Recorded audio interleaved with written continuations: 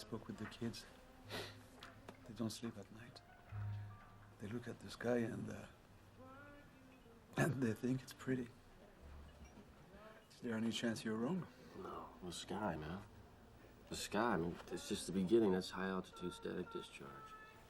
I know. Dr. Keyes, your presence is required at the Pentagon. Ah, it's my best buddies. Hey, why don't you join us for a drink? We'd be grateful if you could join us for a ride, sir. And if I were to say no, just asking. Well, we have no sense of humor. It's true. Oh. And we're armed. Thank you. Dr. Keyes, welcome. Thank you. Dr. Zimski informs us that you made a useful contribution to his investigation, so he wanted you to assist him with the briefing. It's very generous of you, Dr. Zimski. Science is a selfless business, dear boy. Now, why don't you begin, and I'll fill in all the difficult bits. All right, I'll put this as simply as I can. Everybody on Earth is dead in a year. And let me explain why. Wrapped around the Earth is an invisible field of energy. It's made up of electricity and magnetism, so it's called, creatively enough, the electromagnetic field. It's where we get our magnetic North Pole and South Pole, and it protects us from cosmic radiation. So this EM field is our friend. But now? But now, that field is falling apart. Why? Why?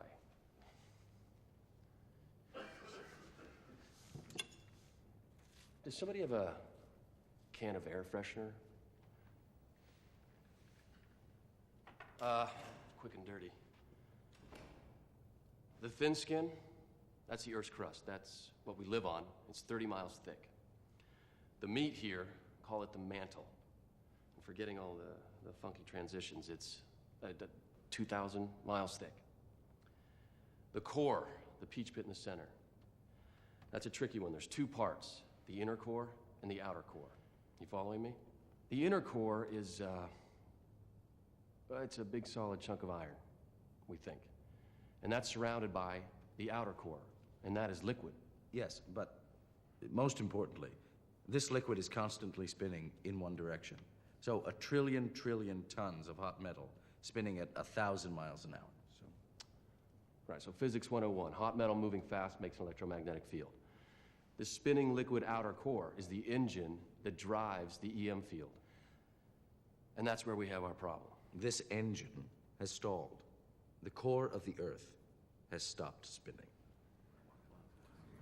How could this have happened? We don't know. What's the timeline here? As the EM field becomes more and more unstable, we'll start seeing isolated incidents. One plane will fall from the sky, and then two, and then in a few months, everything electronic will be fried. Static discharges in the atmosphere will create superstorms with hundreds of lightning strikes per square mile. After that, it gets bad. The Earth's EM field shields us from the solar winds, which are a lethal blend of radioactive particles and microwaves. When that shield collapses, microwave radiation will literally cook our planet. Dr. Zimski. This is the sun. This is the Earth without the EM field. Would you?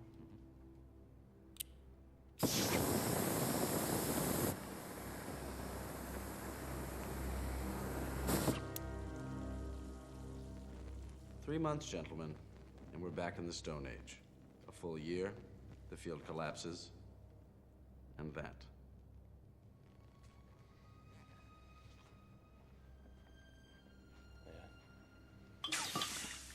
Feel free to throw up. I know I did. So, how do we fix it? We can't. Not in my vocabulary. Then you might want to get one of those word-a-day calendars, General, because it's impossible. The core is the size of Mars. You're talking about jump-starting a planet. This is a superheated hyperfluid of molten iron and nickel at 9,000 degrees Fahrenheit, 2,000 miles down, 1,000 miles thick.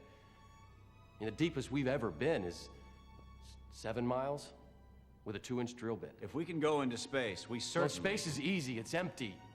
We're talking about millions of pounds of pressure per square inch. Even if we somehow came up with a brilliant plan to fix the core, we just can't get there.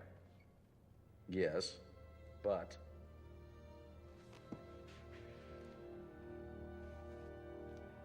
What if we could?